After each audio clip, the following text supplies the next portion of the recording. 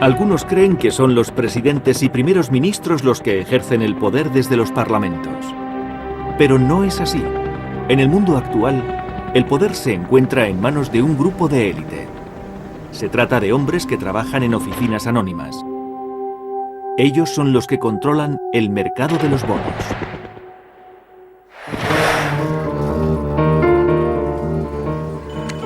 Bill Gross es el jefe de PIMCO, la mayor agencia de bonos del mundo, con una cartera de 700.000 millones de dólares en valores de renta fija. Gross es considerado el rey del mercado de los bonos. Le conoceremos como el señor Bond, bono en inglés. Los bonos son la conexión entre la política y el mundo de las altas finanzas. Los gobiernos siempre gastan más de lo que recaudan con los impuestos, a veces mucho más, y para subsanar el desequilibrio venden bonos y pagan intereses. Pero si el comprador quiere desprenderse de los bonos, el gobierno no le devuelve el dinero.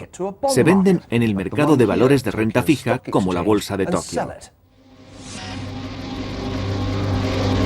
Tras el ascenso de los bancos, el mercado de bonos fue la siguiente gran revolución de las finanzas. De este modo, los gobiernos conseguían dinero prestado. El dinero de los bonos pagó las guerras que asolaron el norte de Italia hace 600 años. Decidió el resultado de la batalla de Waterloo y creó la mayor dinastía financiera del mundo. Aseguró la derrota del sur en la Guerra de Secesión norteamericana y en tiempos modernos, el mercado de bonos propició que naciones ricas como Argentina se derrumbaran. En la actualidad, gobiernos y empresas utilizan los bonos para conseguir préstamos a una escala inimaginable. En conjunto, hay bonos por valor de 85 billones de dólares. Nuestras fortunas, nos guste o no, están ligadas al mercado de valores de renta fija. Si este mercado se debilita, nuestras pensiones se hunden y peligra nuestro bienestar económico. Tras la crisis financiera que comenzó en el verano de 2007, los bonos del gobierno norteamericano han sido un seguro para algunos inversores. Si Bill Gross perdiera la fe en esos bonos, el mundo entero se tambalearía. Este señor Bond es mucho más poderoso que el James Bond, creado por Ian Fleming. Y por esa razón, las dos clases de bonos tienen licencia para matar.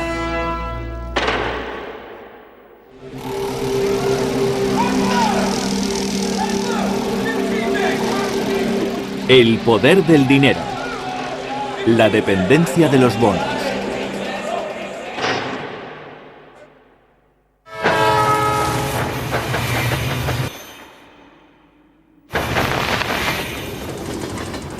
La guerra, según dijo el filósofo griego Heráclito, es la madre de todas las cosas. Y desde luego ha sido la madre del mercado de bonos. Durante gran parte de los siglos XIV y XV, las ciudades medievales de la Toscana, Florencia, Pisa y Siena, combatieron unas contra otras. Aquellas guerras se lucharon con hombres y con dinero.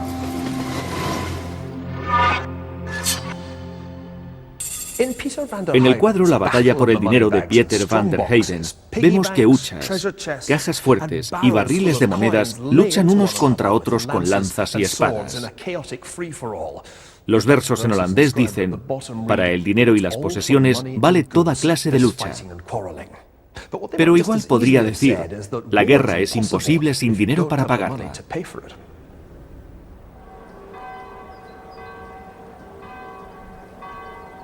Y el modo de conseguirlo, la capacidad de financiar la guerra mediante la venta de bonos, fue también un invento del Renacimiento italiano.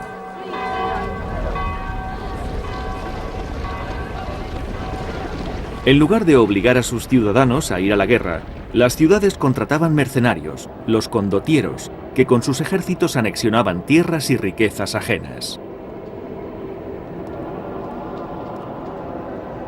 En las décadas de 1360 y 1370, un condottiero destacó sobre todos los demás. Este es su retrato. El pueblo, agradecido, lo colocó en la Catedral de Florencia. Aunque no lo parezca, este mercenario provenía de Essex.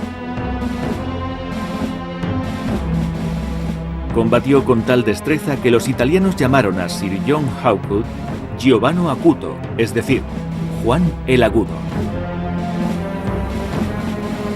El pueblo de Florencia le ofreció este castillo como recompensa por sus servicios.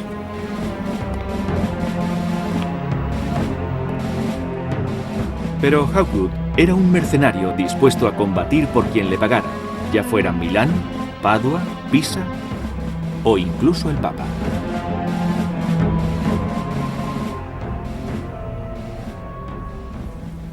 Estos frescos del Palazzo Vecchio de Florencia muestran a los ejércitos de Pisa y Florencia en el año 1364. En aquel momento, Hawkwood apoyaba a Pisa, pero 15 años más tarde cambió de bando. ¿Por qué? Porque el dinero estaba en Florencia. El coste de aquellas guerras hizo que las ciudades-estado italianas cayeran en crisis. Los gastos, incluso en años de paz, eran el doble de lo que recaudaban con los impuestos. Para pagar los salarios de Sir John Hawkwood, Florencia tuvo que asumir el déficit.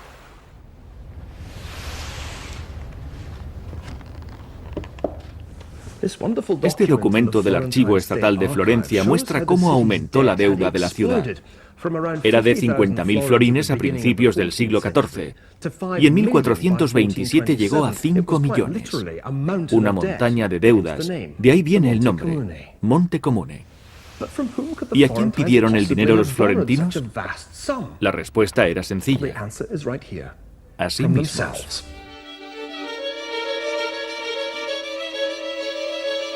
Fue una idea revolucionaria que cambiaría la economía para siempre. En lugar de pagar impuestos directos, los ciudadanos eran obligados a prestar dinero a su propio gobierno.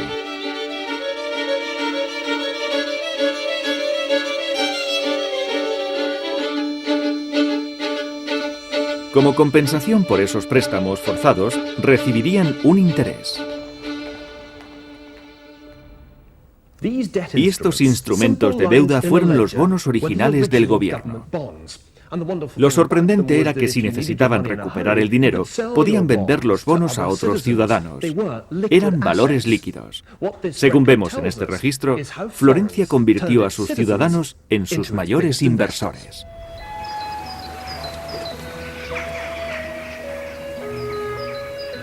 Este recurso marcó el nacimiento del moderno mercado de bonos. Todo el mundo ganaba. Los bonos salvaron la ciudad de la bancarrota y los ciudadanos estaban satisfechos con el cobro de intereses. Podían comprar o vender sus bonos en el mercado según les conviniera.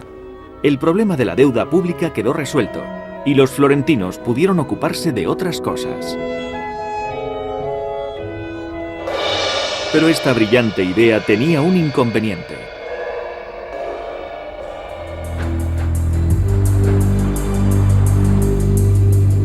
Solo se podían mantener un número limitado de guerras improductivas.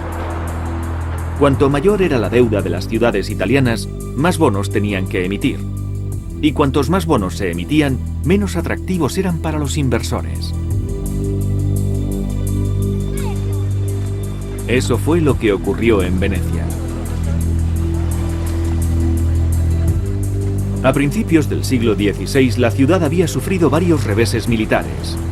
Y el valor de los bonos venecianos se había desplomado.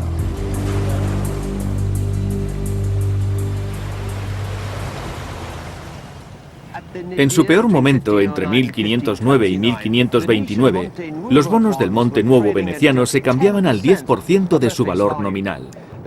Si se compraban bonos en tiempos de guerra, se corría el riesgo de que la ciudad no devolviera el dinero ni pagara los intereses. Por otra parte, el interés se pagaba según el nominal del bono. Así que si se compraba al 10% de ese valor, se podía ganar un 50%. Así funciona el mercado de los bonos. Se gana en función del riesgo que se asume. El mercado de los bonos establece los intereses de toda la economía. Si el Estado paga un 50%, los demás deben hacer lo mismo.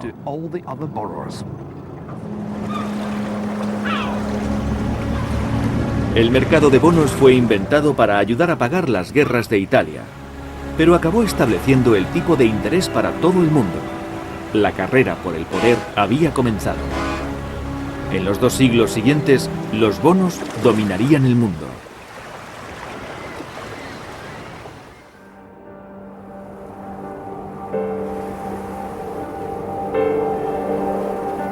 Esta mansión fue edificada por una dinastía financiera que ayudó a ganar la batalla de Waterloo. Uno de los hombres de esta dinastía fue conocido como el Bonaparte de las finanzas, el emperador del mercado de bonos del siglo XIX.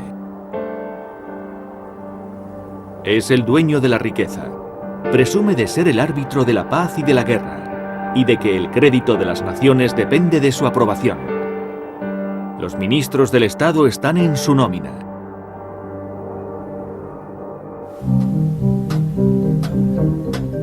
Estas palabras, pronunciadas en 1828 por el miembro radical del Parlamento, Thomas Dunscombe, se referían a Nathan Rothschild. Fue un gran comerciante de bonos y fundó la rama londinense del que sería el mayor banco del mundo. El mercado de los bonos hizo inmensamente ricos a los Rothschild. Tan ricos que se permitieron comprar 41 mansiones en toda Europa. Esta es la número 29, Waddesdon Manor, en Buckinghamshire. Ha sido restaurada según su estructura original por Jacob Rothschild, tataranieto de Nathan. Era bajo, obeso, obstinado y extremadamente inteligente. Su dedicación era total. No creo que fuera una persona muy agradable a la hora de hacer negocios.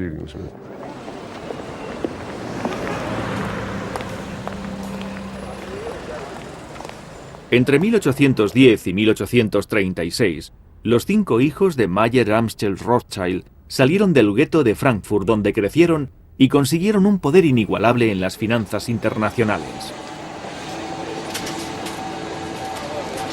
Pero fue su tercer hijo, Nathan, el que consiguió triunfar en Londres. Evelyn de Rothschild es el tataranieto de Nathan. Recientemente se retiró como presidente del banco que Nathan fundó. Se trasladó a Londres. Era muy ambicioso y no soportaba a los ineptos. Es un rasgo de nuestra personalidad. Esta es una de las pocas cartas que se conservan de Nathan Rothschild a sus hermanos. Según su costumbre, la escribió en judeo-alemán, alemán con caracteres hebreos, y revela la personalidad de Nathan y su intención de imponer su voluntad. Escuchen. Querido Amschel, te comunico mi opinión porque creo que es mi deber hacerlo. Leo tus cartas con frecuencia cientos de veces. Como puedes imaginar, después de la cena no me dedico a leer libros, ni juego a las cartas, ni voy al teatro. Mi único placer es mi negocio.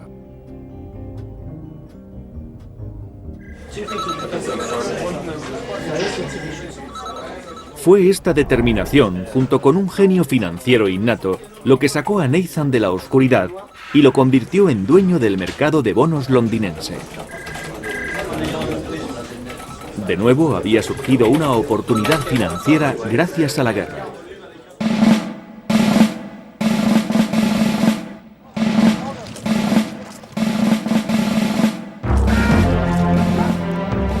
Era la mañana del 18 de junio de 1815.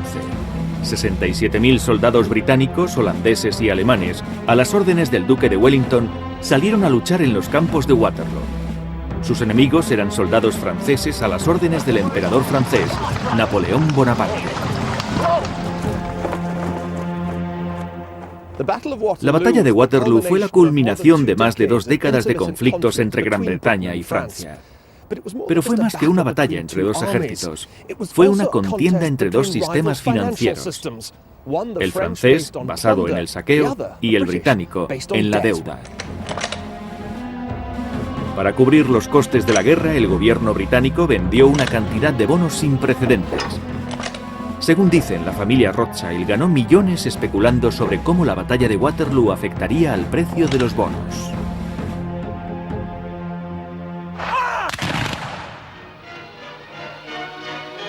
Años más tarde, esta leyenda sobre la especulación judía sería utilizada por los nazis. En 1940, Joseph Goebbels aprobó la emisión de la película Die Rothschild. El personaje de Nathan aparece sobornando a un general francés para asegurar la victoria del duque de Wellington, pero después daría a Londres información falsa sobre el resultado de la batalla. Esto desató el pánico y consiguió que se vendieran los bonos británicos que Nathan compró a precio de ganga.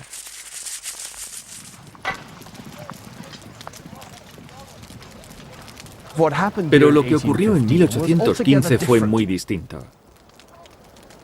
Lejos de ganar dinero con la victoria de Wellington, los Rothschild quedaron casi arruinados. No consiguieron su fortuna gracias a la batalla, sino a pesar de ella.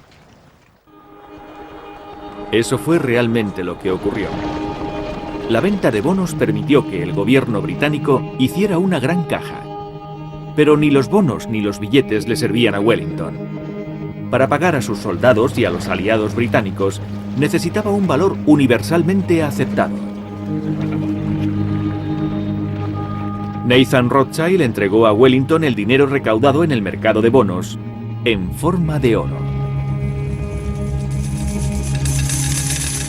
El éxito de esta operación decidiría la suerte de los imperios rivales y de toda Europa. Esta carta marcó un punto de inflexión en la historia de la familia Rothschild y en el gobierno británico. Está fechada el 11 de enero de 1814. Es una orden del ministro de Hacienda para el comisario en jefe, por la que nombraba agente del gobierno a Nathan Rothschild. Su misión era reunir todo el oro y plata posible y enviárselo al duque de Wellington. Él y su ejército acababan de salir de España para dirigirse al sur de Francia. La operación se basó en la red de crédito paneuropeo de Rothschild y en la habilidad de Nathan para movilizar el oro que Wellington necesitaba para reclutar sus tropas. Manejar tal cantidad de oro en plena guerra conllevaba muchos peligros. Pero desde el punto de vista de los Rothschild, las enormes comisiones justificaban el riesgo.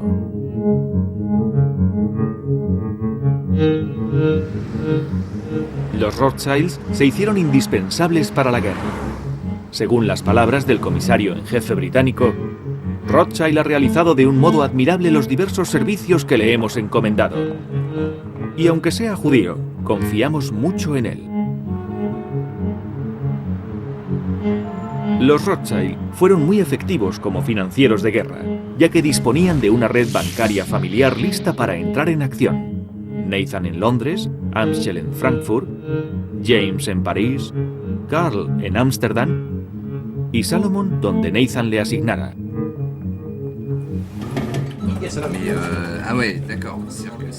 Si el precio del oro era más alto en París que en Londres, James vendía en París y Nathan compraba en Londres. Creo que su ventaja respecto a familias competidoras como los Barings consistía en que tenía hermanos en los centros financieros de otros países. No sabíamos si ya habían pensado en ello cuando salieron del gueto, pero no creo que tuvieran tanta previsión, aunque cuando vieron la ventaja, la aprovecharon al máximo. En marzo de 1815, Napoleón regresó a París desde su exilio de la isla de Elba. Estaba decidido a revivir sus ambiciones imperiales. Inmediatamente, los Rothschild empezaron a comprar todas las monedas y lingotes de oro que caían en sus manos. La razón por la que Nathan compró tanto oro era sencilla. Suponía que, como todas las guerras de Napoleón, éstas serían muy largas. El oro se apreciaría más con el paso del tiempo, pero esa previsión fue errónea y resultó casi fatal.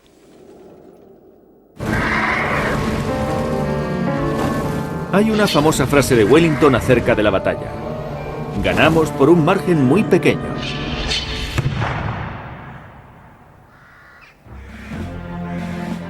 Después de un día de cargas brutales, contraataques y defensas heroicas, la tardía llegada del ejército prusiano resultó decisiva. Para Wellington fue una victoria gloriosa, pero no para los Rothschild. Nathan Rothschild fue el primero en conocer la derrota de Napoleón. Gracias a la rapidez de sus correos, supo la noticia 48 horas antes de que el comandante Henry Percy entregara la comunicación al gabinete británico. Pero a pesar de esta ventaja, las noticias de Waterloo no eran buenas para Nathan. Él había apostado por una campaña más larga. Ahora poseía una pila de valores que nadie quería para pagar una guerra que ya había acabado. Con la paz, los grandes ejércitos que combatieron contra Napoleón fueron licenciados. Eso significaba que se acababa el oro para los soldados y que su precio caería después de la guerra.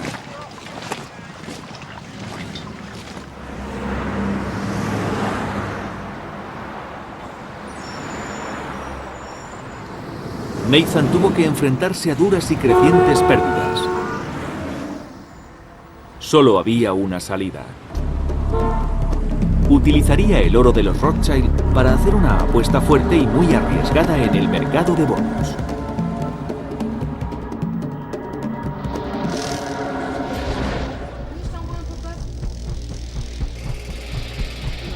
El 20 de julio de 1815, el London Courier decía que Nathan había realizado grandes compras de valores, refiriéndose a los bonos del gobierno británico. Nathan había apostado por una victoria británica en Waterloo, que haría que los bonos alcanzaran mucho valor. Nathan empezó a comprar, y a pesar de que el precio seguía subiendo, continuó comprando. En contra de la opinión de sus hermanos, Nathan se mantuvo firme durante otro año. Finalmente, en julio de 1817, tras una subida de los bonos del 40%, empezó a vender. Sus ganancias equivaldrían a más de 600 millones de euros. Los Rothschild demostraron que los bonos eran más que un medio para financiar guerras. Podían comprarse y venderse para producir grandes ganancias. Y con el dinero llegó el poder. Mayer Amschel Rothschild siempre dijo a sus hijos: si no podéis ser amados, haced que os odien. A mediados del siglo XIX, los Rothschild eran los dueños del mercado de bonos y eran muy temidos. Incluso llegaron a ser odiados.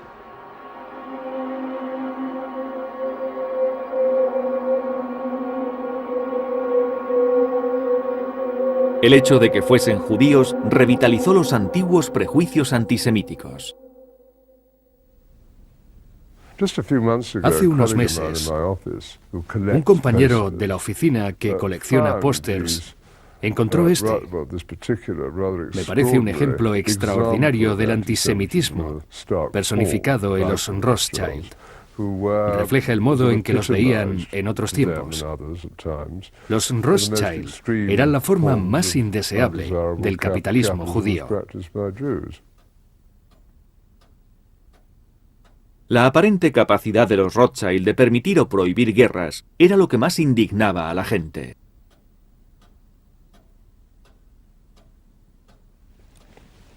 Los Rothschild necesitaban la guerra. Hicieron sus mejores negocios con ella. Y de no ser por las guerras, los estados no habrían tenido que emitir los bonos que los Rothschild compraban y vendían. Pero el problema de las guerras y de las revoluciones es que un estado deudor puede no cumplir su obligación, y eso afecta a los bonos emitidos. A mediados del siglo XIX, los Rothschild traficaban con valores y mantenían una extensa cartera de bonos de su propio gobierno. Tenían, pues, más que perder con los conflictos. Los Rothschild decidieron el resultado de las guerras napoleónicas apoyando financieramente a Gran Bretaña. Y decidieron el resultado de la Guerra de Secesión manteniéndose al margen.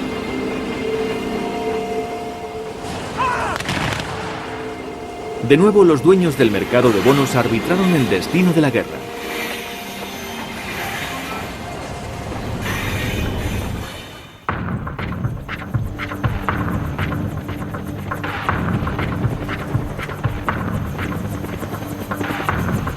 «50 años después de la batalla de Waterloo y al otro lado del mundo, otra gran guerra sería decidida por el mercado de bonos.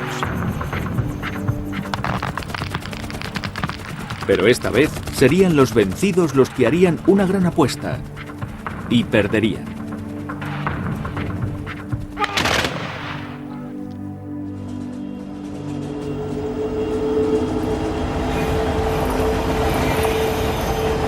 Según la idea tradicional, el punto de inflexión de la Guerra de Secesión americana se produjo en junio de 1863, 2 años después del inicio del conflicto.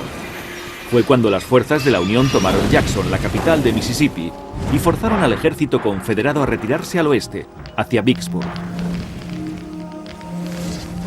Rodeados y con los cañones de la Unión bombardeando sus posiciones, los sureños resistieron durante un mes, pero finalmente tuvieron que deponer las armas. Después de Vicksburg, Mississippi se encontró firmemente en manos del norte. El sur quedó dividido en dos.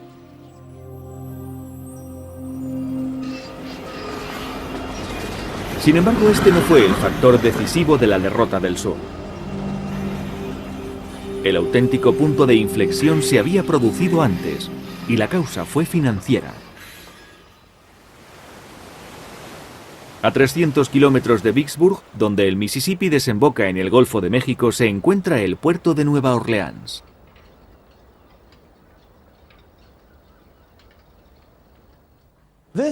Fort Pike fue construido después de 1812 para proteger Nueva Orleans contra un ataque británico. Pero 50 años más tarde no pudo proteger al sur contra el norte. El capitán David Farragut capturó Nueva Orleans el 28 de abril de 1862. Fue un momento crucial de la guerra. Nueva Orleans era el puerto de salida del principal producto de exportación del sur: el algodón. El sur necesitaba controlar el comercio del algodón. Era el componente esencial de un ambicioso proyecto para utilizar el mercado de bonos con fines bélicos. Ocurrió como en las ciudades-estado italianas. El Tesoro de la Confederación recaudó fondos al principio de la guerra vendiendo bonos a sus propios ciudadanos. Sin embargo, el capital disponible en el sur era limitado. Para sobrevivir, la Confederación se dirigió a Europa. Esperaban que la mayor dinastía financiera del mundo les ayudara a derrotar al norte, igual que había ayudado a Wellington a derrotar a Napoleón. Inicialmente, la Confederación tenía motivos para ser optimista. En Nueva York, el agente de los Rothschild simpatizaba con ellos y se opuso al líder del norte, Abraham Lincoln, en las elecciones presidenciales de 1860.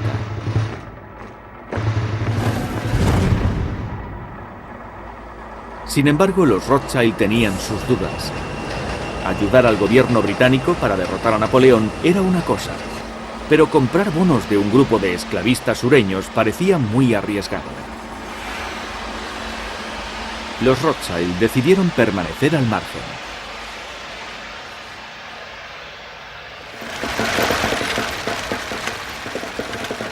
A pesar de esta contrariedad, el gobierno del sur escondía un as en la manga. Su estrategia se basaba en el algodón.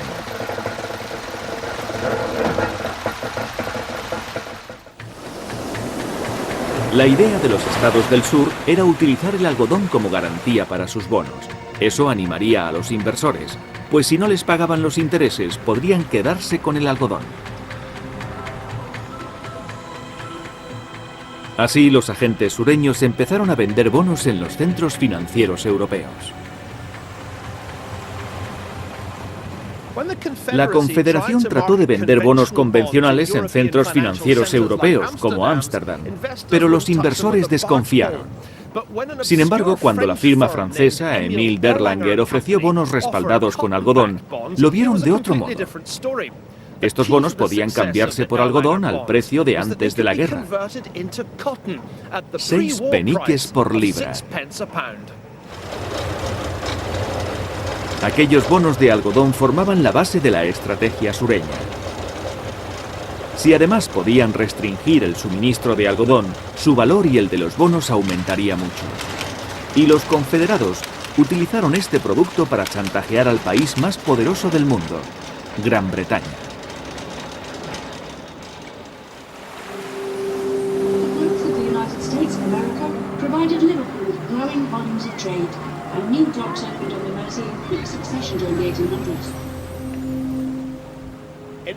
En la década de 1860, el puerto de Liverpool recibía todas las importaciones de algodón. La industria textil era el soporte de la economía británica. Y más del 80% del algodón provenía de los Estados Unidos del Sur. Los sureños creyeron que podrían poner a Gran Bretaña de su parte. Y para aumentar la presión, embargaron todos los envíos de algodón a Liverpool.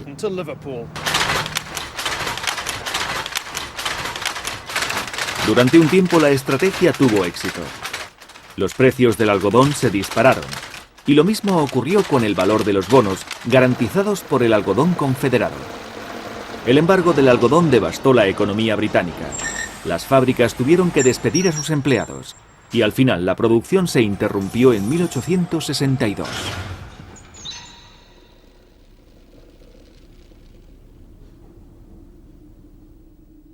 En esta fábrica de algodón de Estial trabajaban unos 400 obreros, un pequeño porcentaje del 500.000 de personas empleadas por King Cotton en Lancashire. Pero sin el algodón, los obreros no podían hacer nada. En 1862, la mitad de la mano de obra fue despedida. La cuarta parte de la población de Lancashire estaba en una situación desesperada. Se la llamó la hambruna del algodón. Gran Bretaña pasaba por un mal momento mientras el algodón sureño se cotizaba al alza. Pero la capacidad del sur para manipular el mercado de los bonos dependía de un factor fundamental. Si el sur no pagaba los intereses, los inversores debían estar seguros de que podrían llevarse el algodón.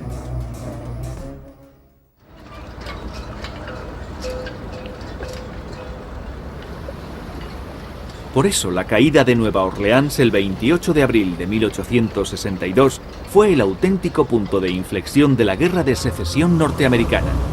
El puerto principal de la Confederación cayó en manos de la Unión, y los inversores que quisieran llevarse su algodón tenían que burlar el bloqueo naval de la Unión.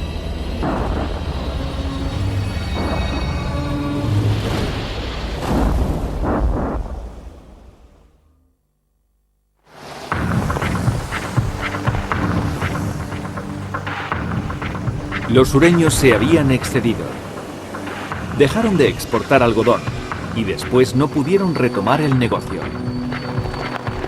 En 1863, las fábricas textiles de Lancashire encontraron nuevos suministradores de algodón en China, Egipto y la India. Los inversores perdieron interés en los bonos del sur respaldados por el algodón. Fue catastrófico para la economía confederada. Con su mercado de bonos arruinado y solo 2 préstamos extranjeros, la Confederación tuvo que imprimir dólares de papel para costear la guerra. Estos son del Museo Estatal de Luisiana. En total se emitieron 1.700 millones de dólares. El norte también imprimió papel moneda, pero al final de la guerra, los greenbacks valían unos 50 centavos de los de antes del conflicto. Los greybacks del sur solo valían 1 centavo. Y cuando el dinero empezó a comprar cada vez menos cosas, la inflación se disparó en el sur. En enero de 1865, el precio de algunos bienes se había multiplicado por 90. El sur había hecho todo lo posible por manipular el mercado de bonos y había perdido. No sería la única vez en la historia que un intento similar condujera a una ruinosa inflación.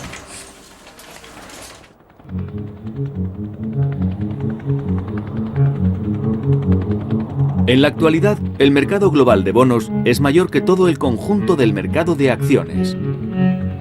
Y sigue siendo un mercado que puede poner o quitar gobiernos. Este jugador empezó su carrera financiera ganando dinero en los casinos de Las Vegas.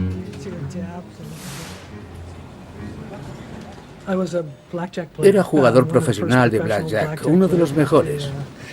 A finales de los años 60 fui a Las Vegas y utilicé un sistema para contar las cartas. Pretendía llevar a la bancarrota a Las Vegas.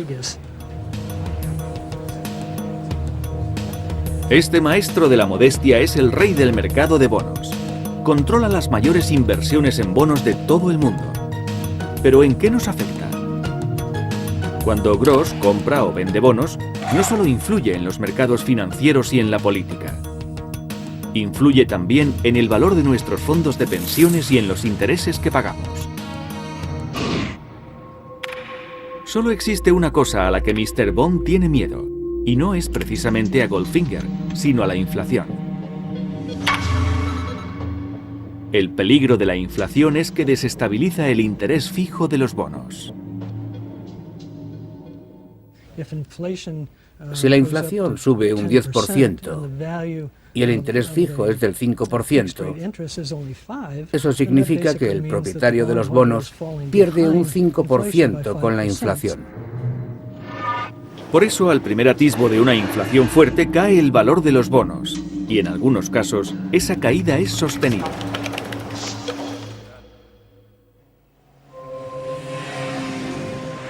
Para comprobar lo mal que pueden ir las cosas cuando llega la inflación, solo hay que repasar la historia de Argentina.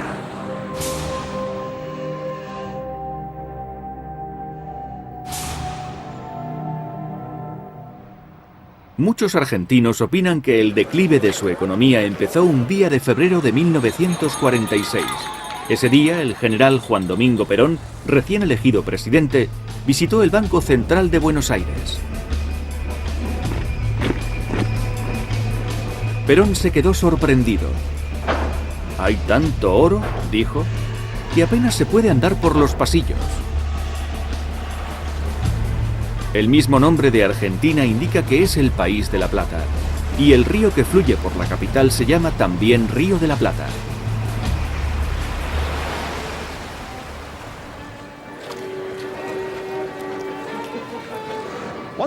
Antes solo había dos almacenes Harrods en el mundo.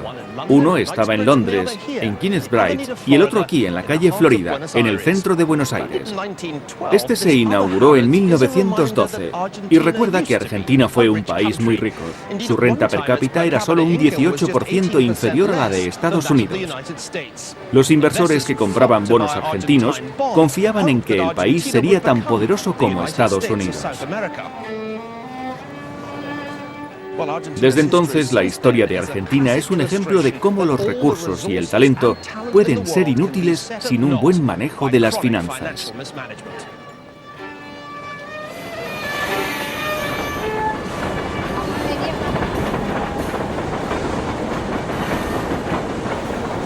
Se han producido muchas crisis financieras en la historia de Argentina, pero la crisis que sacudió al país en 1989 fue la peor de todas.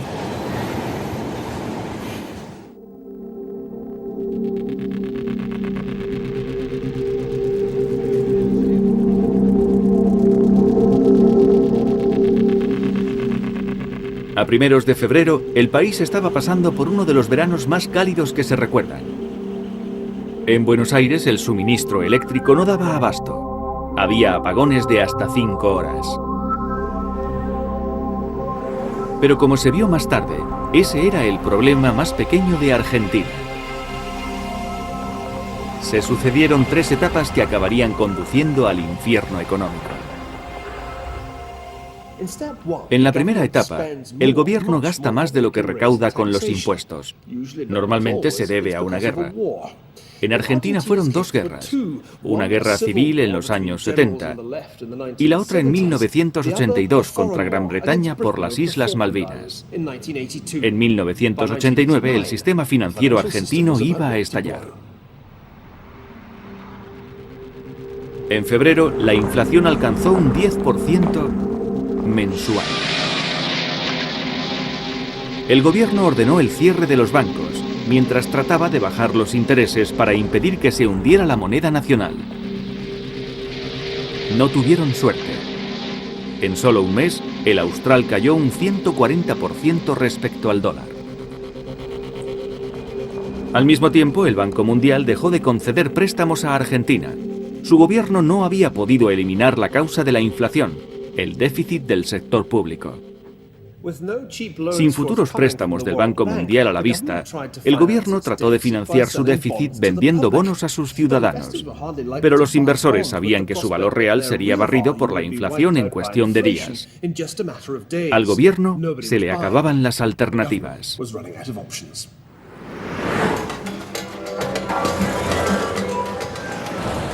En abril, un supermercado anunció por los altavoces que los precios aumentarían un 30% en ese mismo instante. Los compradores, furiosos, volcaron los carros de la compra. Las tiendas se quedaron sin mercancías. No había dinero para reponer las existencias.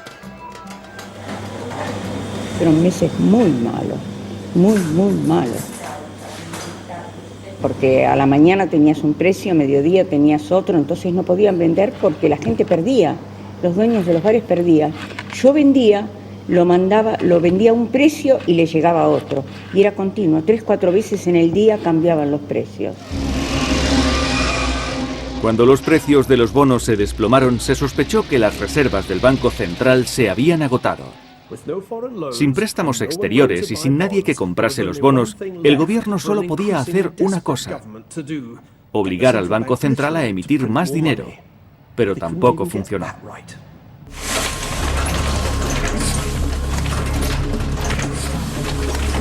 El viernes 28 de abril, Argentina se quedó literalmente sin dinero.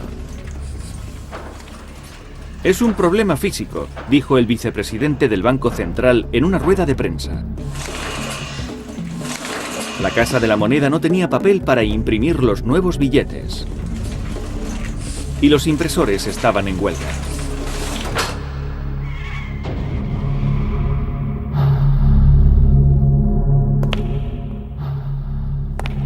No sé cómo lo haremos, pero tiene que haber dinero el lunes, dijo a continuación.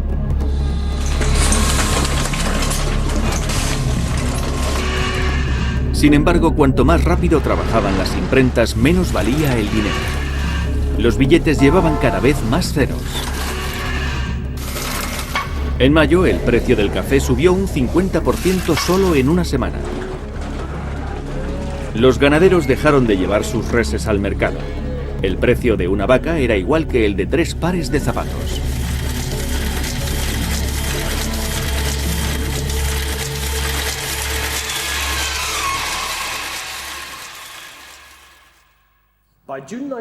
En junio de 1989, la inflación argentina llegó al 100% mensual, un crecimiento anual de aproximadamente un 12.000%. Por ejemplo, salir a cenar en Buenos Aires una noche costaría 10.000 australes en mayo.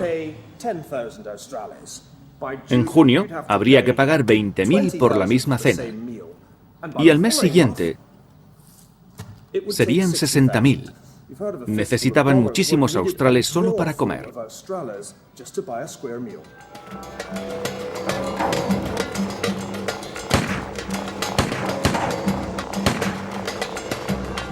En junio, la indignación popular culminó en 2 días de fuertes manifestaciones y de saqueos. Murieron al menos 14 personas. Antes nunca faltaba un filete en la mesa. Y ahora miles de personas iban a los comedores de caridad.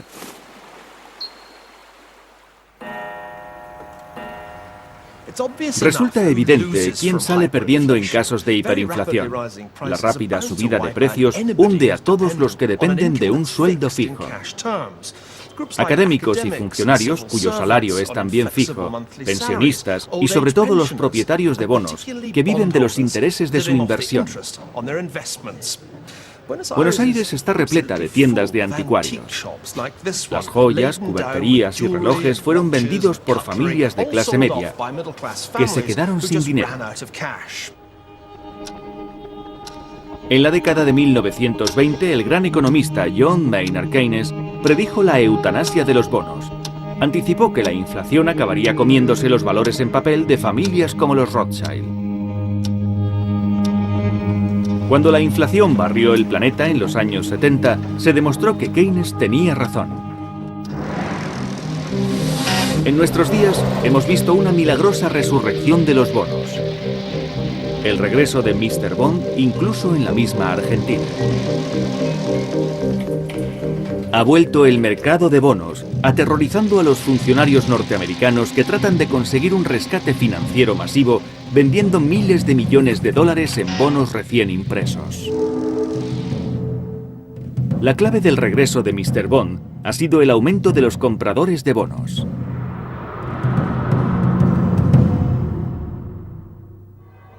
Lo que nos lleva de vuelta a Italia, donde nació el mercado de bonos hace 600 años.